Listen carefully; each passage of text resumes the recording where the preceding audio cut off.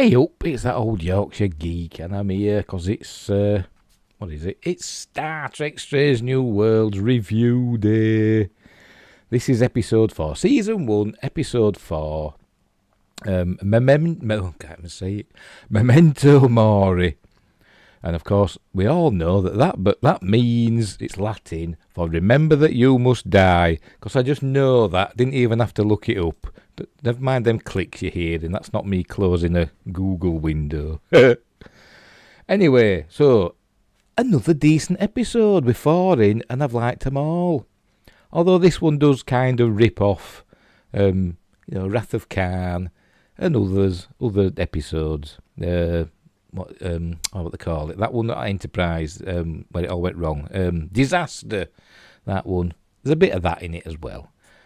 But there's nothing new under the sun, is there? Right, so, where is me thingamabob? Spladosh. There we go. So we start off. Let me get my thing up. There we go, if you know what I mean. Right, so obviously we start off with the Star Trek MCU. Come here, you silly thing. There we go. I didn't even do it. Look. Is it all going wrong? There we go. We come up with the Star Trek MCU logo, except it's not showing it on my silly screen. There we go. Got there in the end. And then it does previously on Star Trek Strange New Worlds again. I don't know why they keep doing this. Because the show La'an refusing medication, a sedative, and that has got no bearing on this episode whatsoever. They did it last week. The recaps have no bearing on the episode. But whatever. Right, so we start off, if I get it to work. I can't actually remember what happens. Oh, they go into a planet. Don't ask me what it's called. I can't remember again. Finny or something. I don't know. It says, I don't know. Don't ask me. I don't make notes. They go into this planet anyway. There's something wrong with its atmosphere, and they need this machine that's going to clean up the atmosphere, make the atmosphere breathable again. Either the atmosphere or wherever they're living in this colony. But I think it's the atmosphere in general. It's going to clean it up and make it breathable. So they go in there, but they arrive there. Oh, look, there's Hemmer. Look, we're still on the recap here, aren't we? That's got no bearing. Oh, they're still going on. Recapping that's got no bearing whatsoever. Right, there we go. There's the Enterprise. Look, she's lovely. I'm actually starting to like this 25% different Enterprise. Still too dark though, but never mind. Right, all right. It starts off. Apparently it's Remembrance Day, Starfleet Remembrance Day, and on this day they remember all the people lost in Starfleet over the years. And a tradition is that they wear a previous ship that they've been on or served on. Remember the crew lost, in the past. And this one, SS Puget Sound, is the colony ship that La'an Noonien Singh was on when the Gorn attacked and killed everybody except her. She was the only survivor. But she's not wearing the pin. She don't put it on. Everybody else has their pins, as we will see in a moment, when I get it right. There she is, deciding not to wear it. I do like this character, I must admit. Even though she's a Noonien Singh, and I don't understand why they've got to have a Noonien Singh in it, but I do like the character. And I do like the actress, Christina Chong. She's super duper. So there. So fight me. There we go. There's, you can see it. There's a crew person with the remembrance pin on. And there's the normal. By the way, I've noticed before, but I've not mentioned it. I like that they've gone back to the proper Star Trek Delta, not the horrible, that Discovery version that's got the line down the middle, like a split in it. Because they've split the fan base, so they've split the the emblem. Like they've gone back to the original one, which is probably why the series is good. The fan base is united again. For the most part. But not everybody.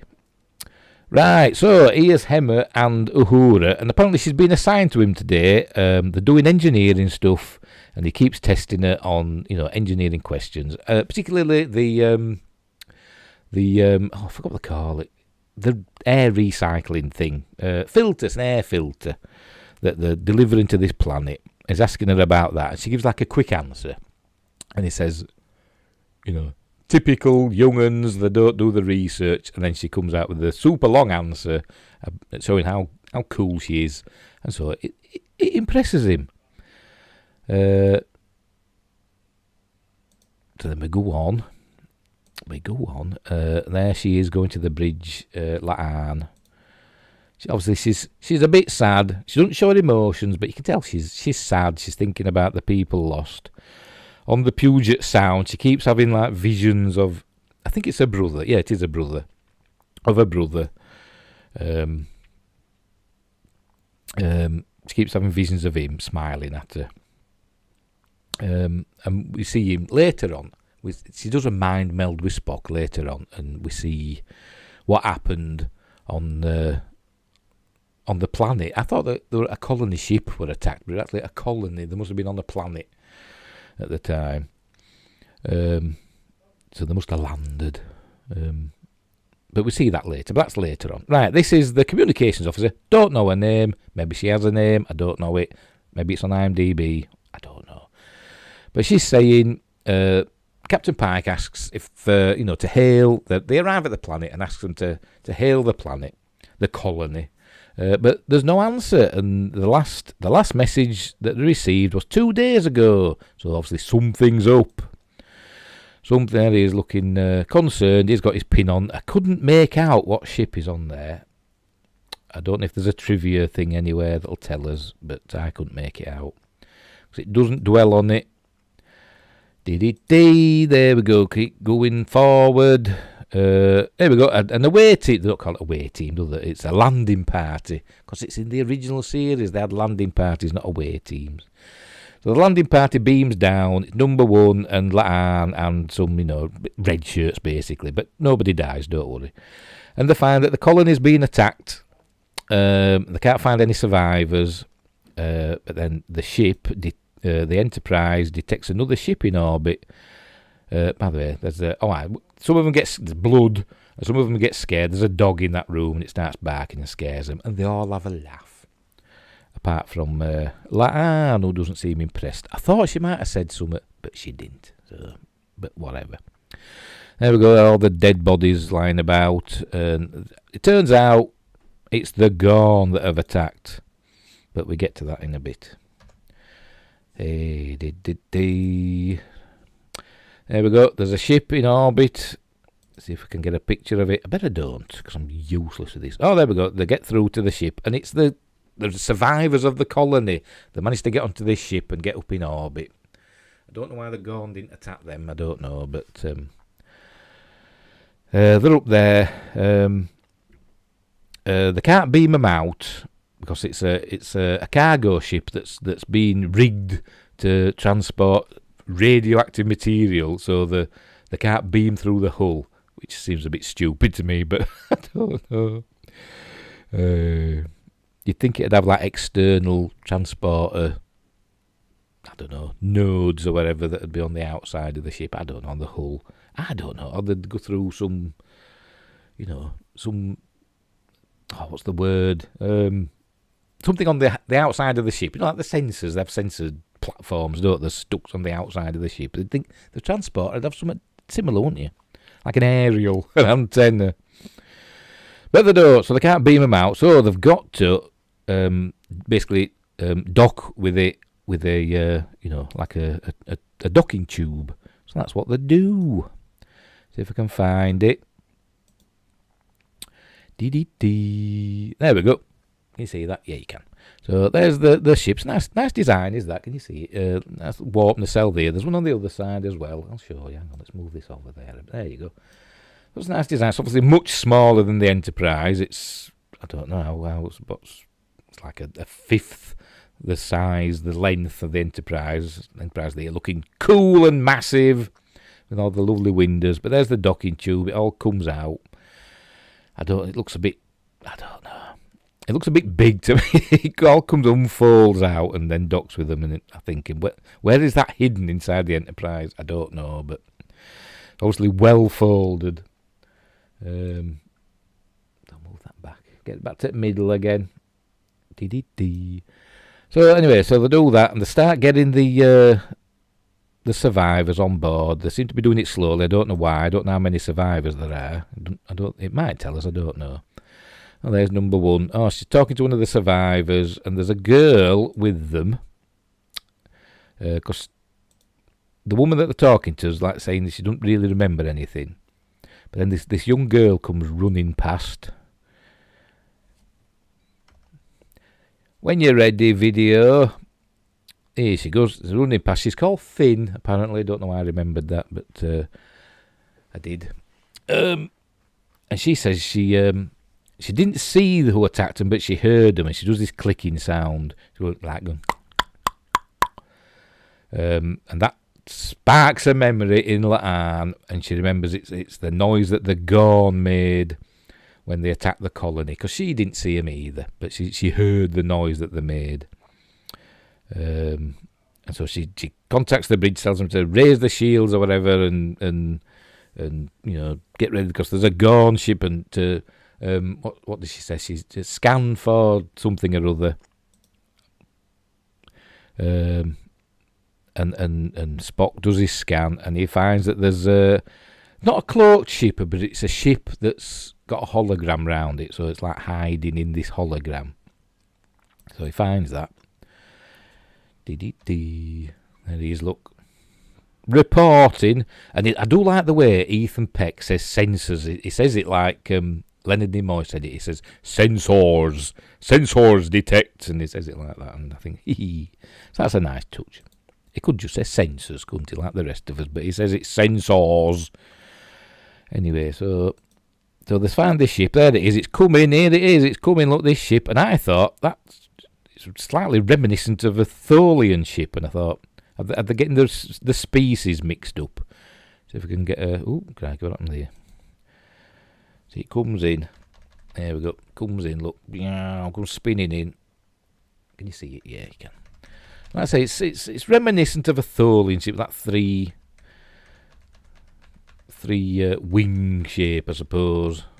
Obviously, it's not. It's only vaguely reminiscent. But I don't know if we've seen a Gorn ship before, have we? I don't know.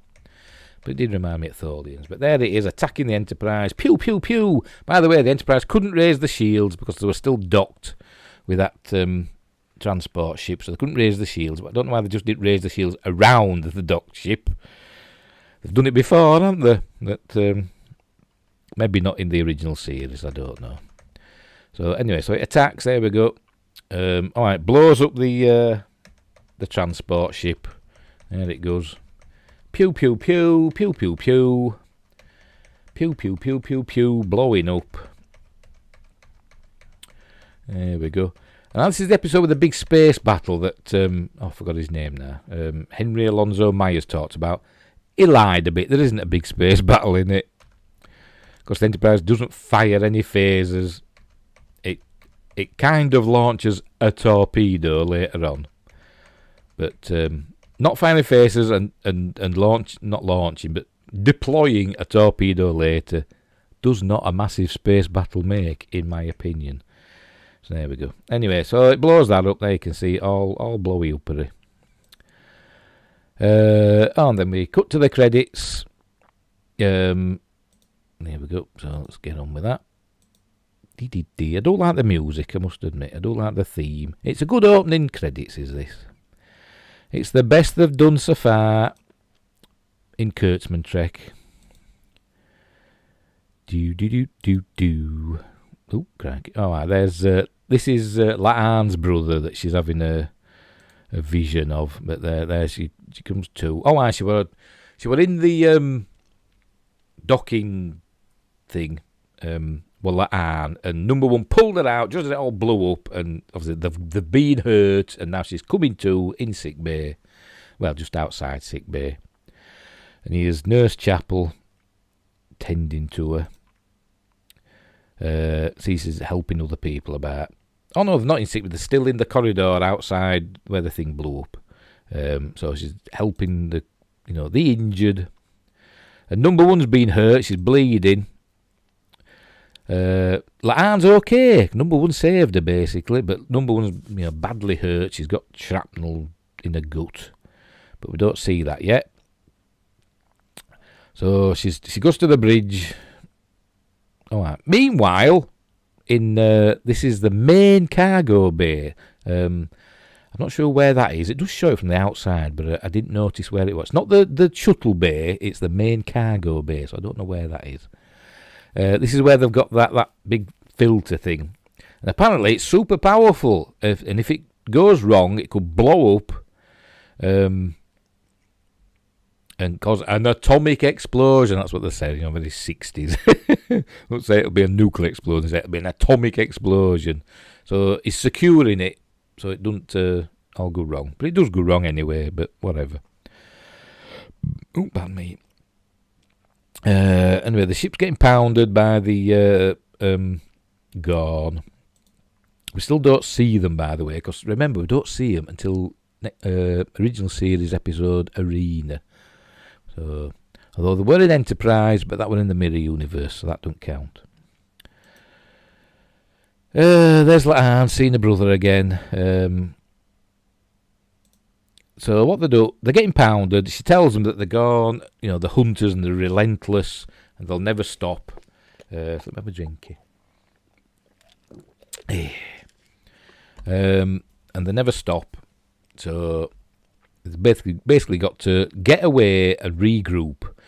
But the warp engines are out, and they've only got like half impulse.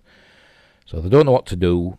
But have the idea that nearby there's a brown dwarf that's orbiting a black hole.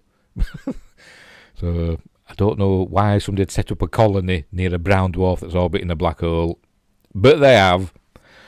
So they decide that basically a brown dwarf is like a big gas giant planet. It's like a star that's failed. It's a failed star. It's not quite big enough to have nuclear reactions going on inside. Not like a proper star would. So they decide to go hide in the atmosphere of the brown dwarf. Spock says, if we get too far in, the pressures will destroy the Enterprise. He says, we've no choice. We're gonna die anyway. So off they go. There they go. They're getting chased by the thingamabobs. They're gone. So in they go to. By the way, in the background there. Oh, you can't see it, can you? Hang on, let me move that. In the background there.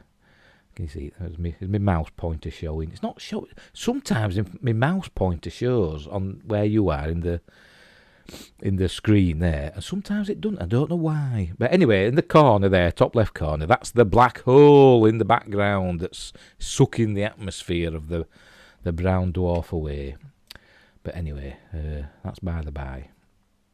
That comes into play later on. Remember that.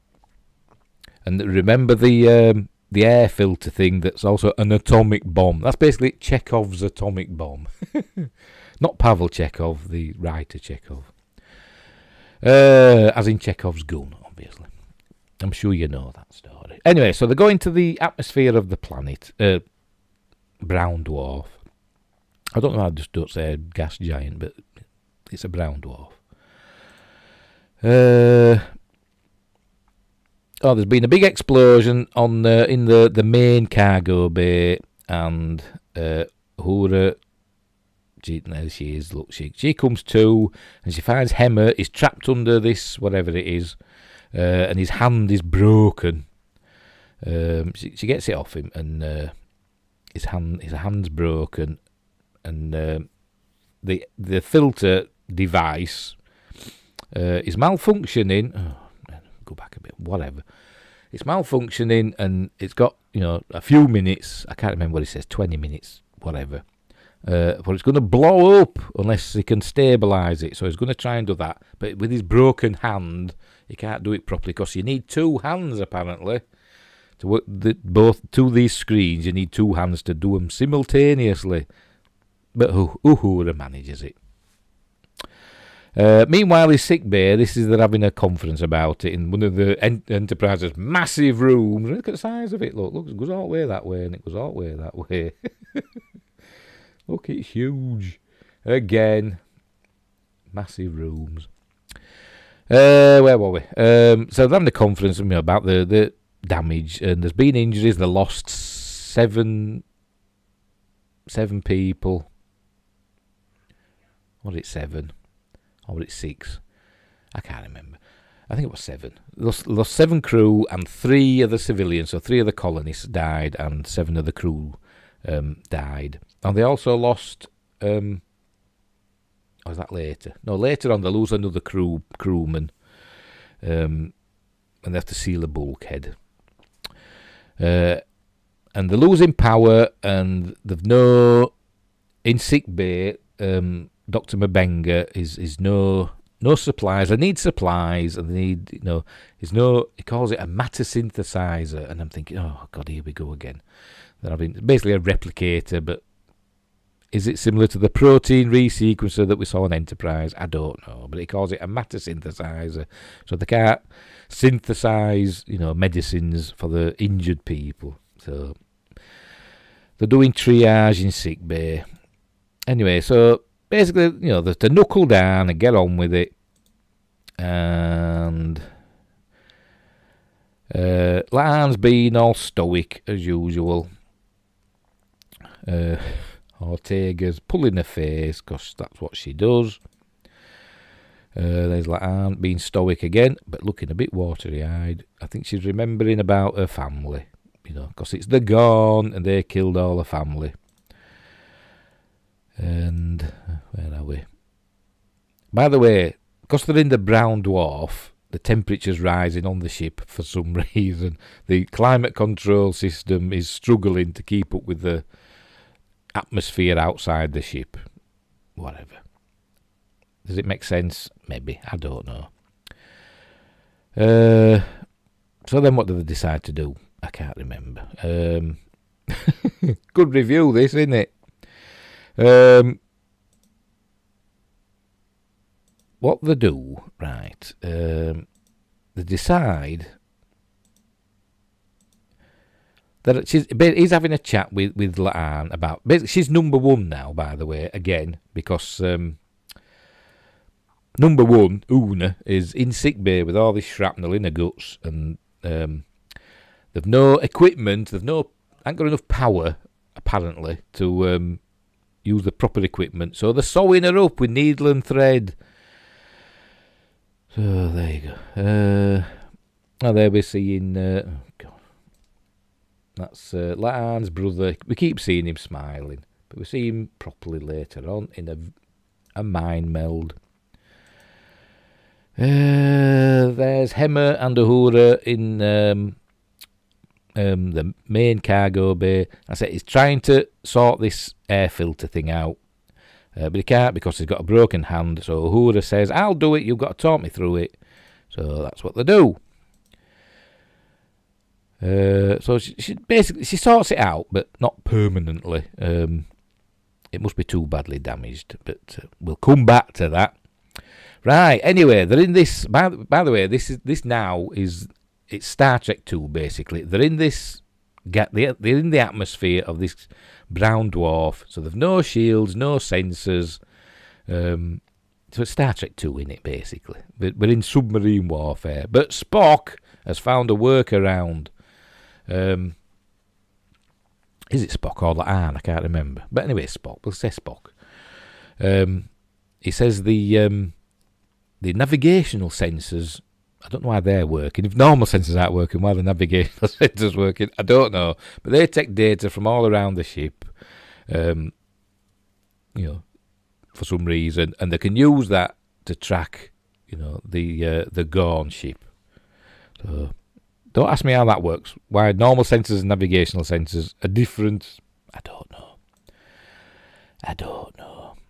But anyway, it works. So the track, the find there is that it there, up on the right hand side, just above that fella's head. Oh, that fella is Captain Pike. That's the Gorn ship on its way. So then what do? They've no weapons, and they've one torpedo left. I mean, in the attack, they lost all the torpedoes apart from one, which seems a bit odd. But they can't fire it because there's no powerful weapons, but they can deploy it. So they deploy this torpedo. Oh, that lovely shot of the Enterprise. Is this? I'll spin it forward. Here we go. So we have a nice little zoom in on the Enterprise torpedo tubes. There we go. I must admit the CG, the ship effects, and CG is very good, very very good. So right, so we come. Okay, we're going. He says fire. Well, he doesn't say fire. He says deploy the torpedo. They deploy this. Hang on, I've gone too far. There we go. A Tron torpedo. I don't know why they've made it look like that. It looks like a USB stick. A Tron themed USB stick. So send that out. So all they've got to do, them gone, is look out their window and they'll see this glowing thing heading towards them. But then it cuts away and we don't see it. We hear it, I think, blow up. But we don't see it. And Spock just says, the Gorn ship has been destroyed. I'll just take his word for it. I don't know why it didn't show it blow up. I don't know. Maybe they didn't have the budget for that. I don't know. But anyway... But that's not the end of their troubles, because two more ships are coming, another Gorn fighter, I presume it's a fighter, and then a big Gorn ship emerges from the gloom. Look at it. There we go. I said these Gorn ships are reminiscent of, well, that actually looks a bit like, I can't remember what they called it now, off Guardians of the Galaxy, that... the baddie chap and Guardians of the Galaxy, you know what I mean. Ronan looks a bit like, well, with all this stuff on there. But they remind me, I know they don't look like them, but they remind me of like organic ships. So, they said the Breen have organic ships, but when we saw their ships in Deep Space Nine, they didn't look very organic to me. But these do. So maybe these are organic ships. Or maybe not, I don't know. But anyway, that's on its way. So they've got to think, right, it was a trap, basically. They sacrificed a ship to pinpoint the position of the Enterprise. So now they're on the way to come and get them. So how they're going to get out? So Kirk, he's not in it yet. We don't see Sam Kirk, by the way, in this episode, but never mind. Pike has the idea, can they use the black hole to slingshot them out of the way to safety? And I said, yeah, whatever. Meanwhile, in sick bay, they're running out of plasma. They need to do like they need some plasma for number one, but she refuses it and says, "Give this woman over here. Give." Oh, you can see me. You can see me bloody mouse pointer now. Look, why couldn't you see it before? But now you can. It's bizarre. She gives this woman here. She says, give it to her. Because they're running out of plasma. So she says that's an order. So is number one gonna die? Obviously not. This is Uhura. She's still working on that air filter thing, and she kind of gets it sorted. And she's got to replace these red things in the background here. She's to replace one of them. So anyway, she does all that, but it's still not fixed. So then what? That's her doing that. She's replacing one of them. There she goes. Takes it out. And then she's got to put a new one in. And I think she does that. But it's still not sorted. There's Spock, look. Looking concerned. Don't ask me why. I can't remember. Yes. This is what happens. Now, the lower sections of the ship, they call it the lower decks, so like below deck 20, they seal them off, and this is Lieutenant, you can't see him, this is Mr. Kyle heading towards the bulkhead, and to evacuate that part of the ship, and he finds this chap here, picks him up, and the bulkhead starts closing, and the other chap says, "You go," and he pushes Kyle through, and the door closes behind him, and he's the one that dies, the other crewman that dies. So it's all very sad, and Spock says, it was the logical decision, and Pike says, well, it don't feel like it. But anyway, because they've gone deeper into the atmosphere of the brown dwarf, so the pressures are building up on the hull, and it makes one of the other Gorn ship, the smaller one, that gets crushed because of the pressures. And that's when they have the idea. I'm going to see it now. There we go. There, that's the Gorn ship. The other small one. Or one of the other small ones. So that's when they have the idea to use the black hole. But for some reason, this is number one again, doing saving her. They do save her. They're going to save her. They have the idea. I don't know why. Maybe I missed it. Oh, they've got to sedate number one there. Yeah, shut up. She's all right, don't worry. She's fine. I'm trying to get to this bit. There we go, the black hole. Can you see it there on the screen? Spock's looking at it, that black hole there, not screen. They've got to slingshot round. But for some reason, they need to go out in a shuttlecraft, the Galileo, and I don't know why. I can't remember why they said. I'm sure they did, but I was distracted while I was watching it earlier on, I must admit. I had visitors, very welcome visitors, but they did kind of distract me from my viewing. But never mind, it's okay. Don't worry about it, bro. So maybe they did mention it, but I missed it. So anyway, so they decided they've got to take a shuttle out of the ship, and La'an and Spock go, and they take the shuttle. There they go. There they're going. Look, these cool displays. And if the Okudas and Doug Drexler and all that had a hand in this, but they're cool displays, I must admit. Here we go. There's the they're on the Galileo now, and there's the big Gorn ship, and there's the, can you see it? Oh no, you can't. And there's the little Gorn ship, and what they're doing, they're like signalling to each other, and this is where it gets a bit silly. They're wondering what's Spock don't know what's happening. They're like, sending flashing lights to one another, and Lan says it's how they're communicating basically. But she doesn't know, the details, so she wants Spock to mind meld with her because there's something she remembers from the attack on her colony, but she can't bring it forward. So she asks Spock to mind meld with her. There we go. There he's going up. My mind to your mind. My thoughts to your thoughts.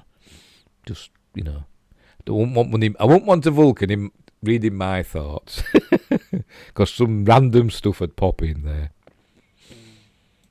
It would. Anyway, so here we are. Here's the mind meld. So she's remembering she's on the colony where the Gorn attacked. As I said, I thought they were on a colony ship, but maybe the ship had landed, but. So she sees her brother, and they hear some Gorn moving about, doing the clicking, and up above, they see two Gorn ships flashing lights at one another, and that's how she knows that they communicate. But her brother, I'm going to see him in a minute. There we go, there's her brother. I can't remember his name. Maybe it said it, I don't know.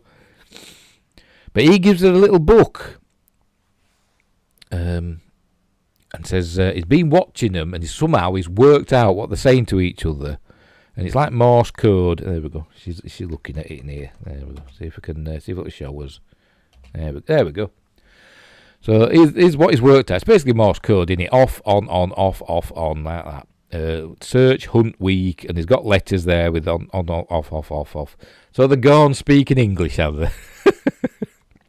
Or does he speak Gorn? So they must, I don't know, but this is how they've worked it out in this episode. The Gorn must be speaking English to one another because their code is all in English, not in Gorn. It should make up. It should be a Gorn word. It shouldn't be like, and or whatever. Don't ask me. I don't know. Well, it's Gorn, isn't it? It's like that, isn't it? That's what we heard in Arena.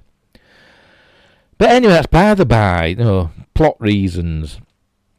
So she sees this in her vision. And then she remembers all this, from the brief time that she's seen it in this mind meld. She must have a photographic memory.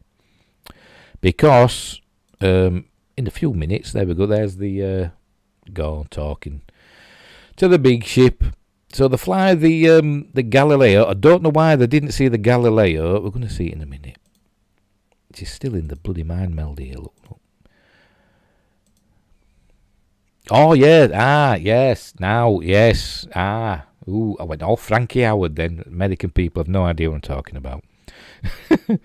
Yes, Spock's in her mind, but she gets some of Spock's memories, and she sees about Michael Burnham, and says, you've lost a sister, and it's not in your Starfleet record that you've got a sister, blah, blah, blah. So Spock says, I think we ought to end this mind meld now. So they do. There we go. So she has a little tear because she's remembered her brother.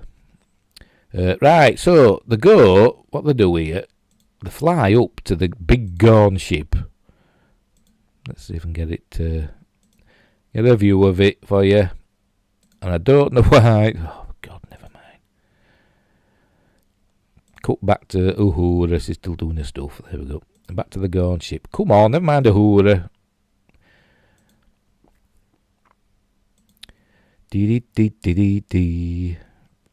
What they've got to do basically here now, in the cargo bay, they're going to use this, as I said, they're going to use this filter thing as a big atom bomb, and they're going to use it as a distraction and make the Gorn think that the Enterprise has been destroyed. But we'll get to that in a bit. That's what they're doing. But they've got to put EV suits on, and he puts one on. We'll see in a minute anyway. And somehow it completely covers up his antenna, but never mind. But I want to get back to... they're back now. See, I've missed it. Oh, I'm useless. See, what she does, she talks to him. Right. Let's just press play and see what happens.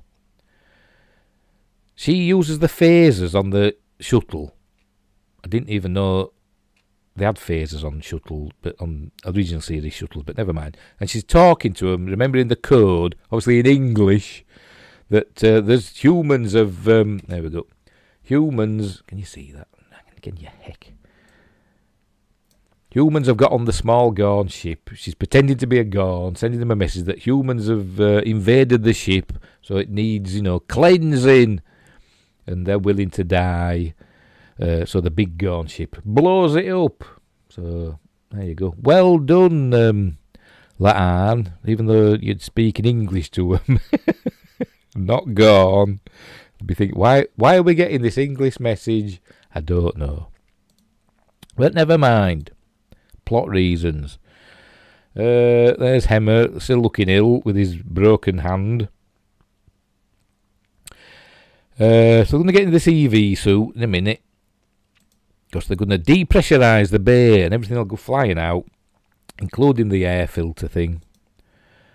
But they haven't got the pressure suits on yet, because they're waffling on. There's a lot of talking as usual. When they're on the countdown and, times are wasting, and they'll just stop and talk to each other about their feelings for a while. In good old Kurtzman Trek manner. But never mind. I do roll my eyes at that. It's not, as I've said, I'm enjoying the episodes, but they're not perfect, and sometimes there's a bit too much Kurtzman Trek. Are they singing? Is he singing a yawning? Oh, Captain, this bores me.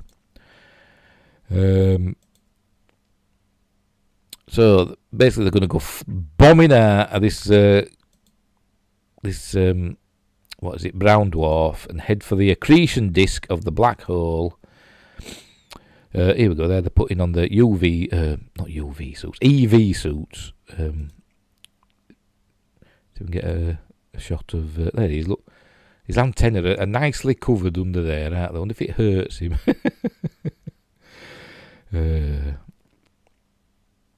Anyway, so they do that. But I think this is a moment, when they're on a countdown and they're just stood waffling. I think it's get on with your job, look, waffle, talk about my feelings. She says if this works, they're using this bomb as a distraction and to slingshot around the black hole. They're gonna call this the Pike Manoeuvre. So, which is fair enough, I suppose.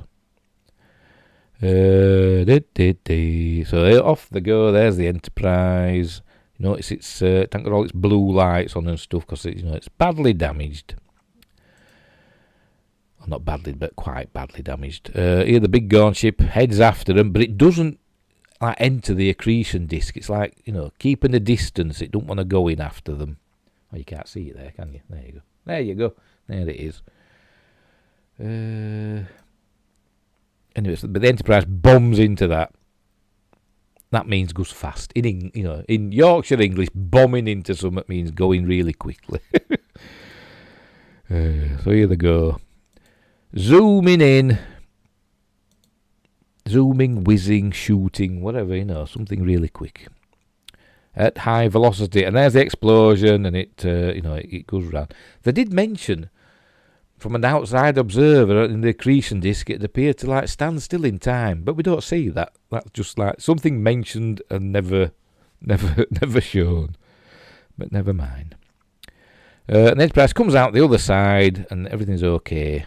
And the Gorn has buggered off. They fair enough. That's worked. That's fine. They must have been destroyed, and they've sodded off. So everything's cool.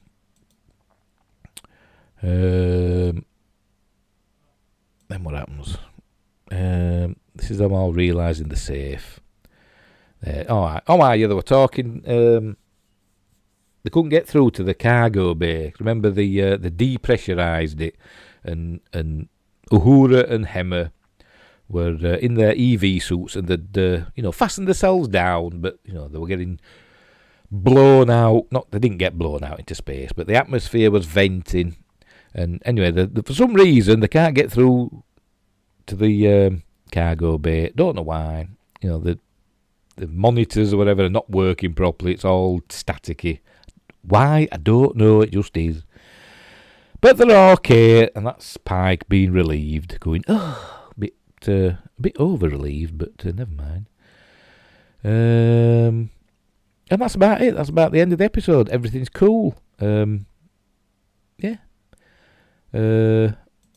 Number one is fine in sick bay. She's basically having a blood transfusion or a plasma transfusion from Dr. Mabenga. That's how they've saved her, so she's cool. And there's the Enterprise.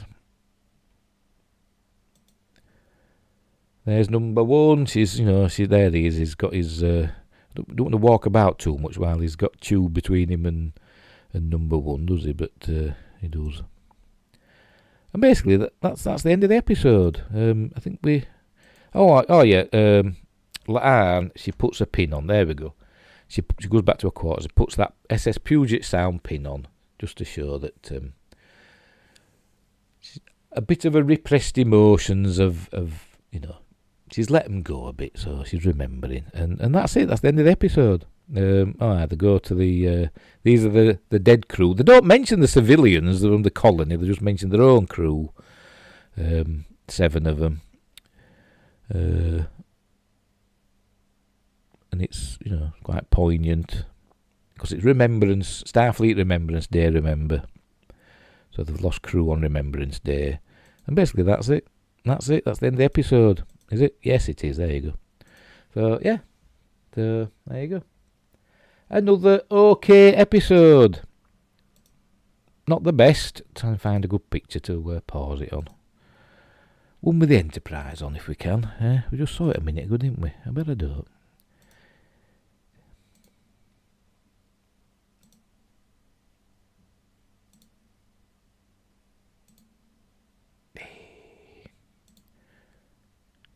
That'll do. Whatever. Yeah, another decent episode. They've been good so far. Like I said, they're not perfect. And, a bit... what's the word? Convenient sometimes, the solutions to a lot of these problems, that you can send a message to the gone in English.